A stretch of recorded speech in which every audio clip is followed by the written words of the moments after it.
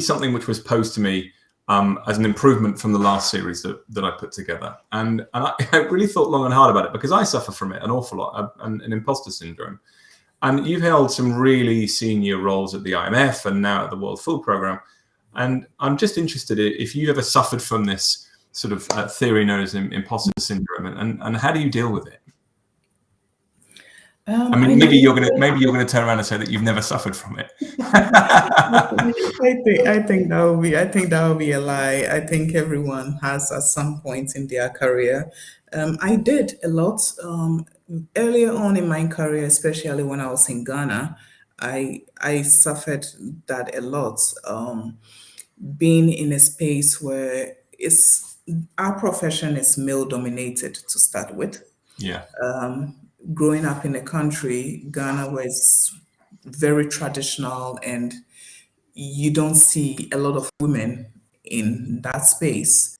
So you sit at a table, you are in the room with people, and then you look around and you pretty much almost always are the other. You always in the minority when you are in a room. So you feel like you're an imposter. So earlier in my career, I felt that a lot when I'm in a space with other professionals or in meetings and whatever.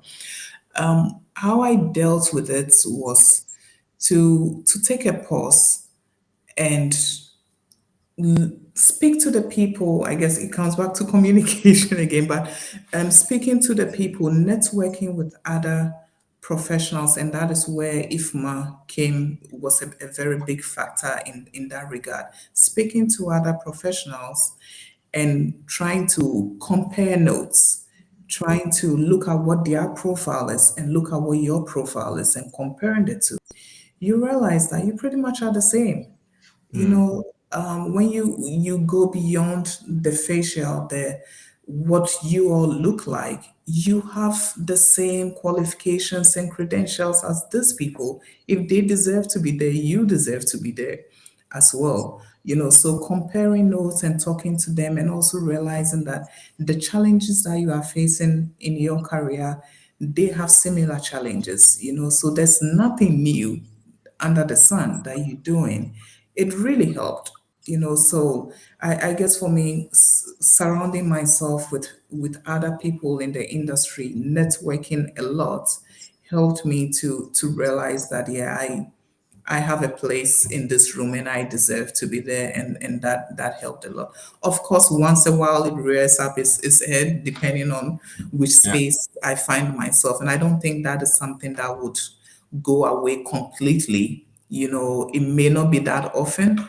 Once a while I feel it, but I have to keep reminding myself and that I have a place here. And when I'm writing. I do a lot of presentation, speaking at conferences, and helping teaching at a university once a while. And when I'm writing my bio to give to them as one of the requirements, and I look at my bio, I'm like, I think I'm doing okay for myself, and that is a You've wake up. certainly got you've got a lot of initials after your name. I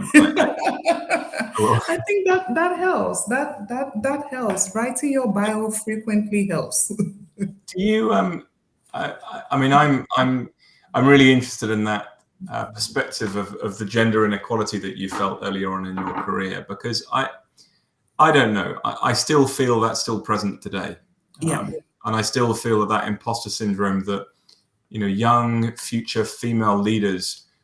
I still think that's present now. They will still get to the table, and it is still a male-dominated sector, especially in senior management positions, which obviously will be having a seat at the table.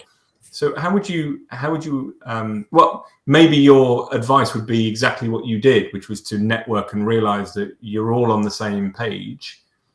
Is that what you would advise future young female leaders? That and also find something that you have. Find a way that you are different, or the way that you want to be different, and just hold on to that.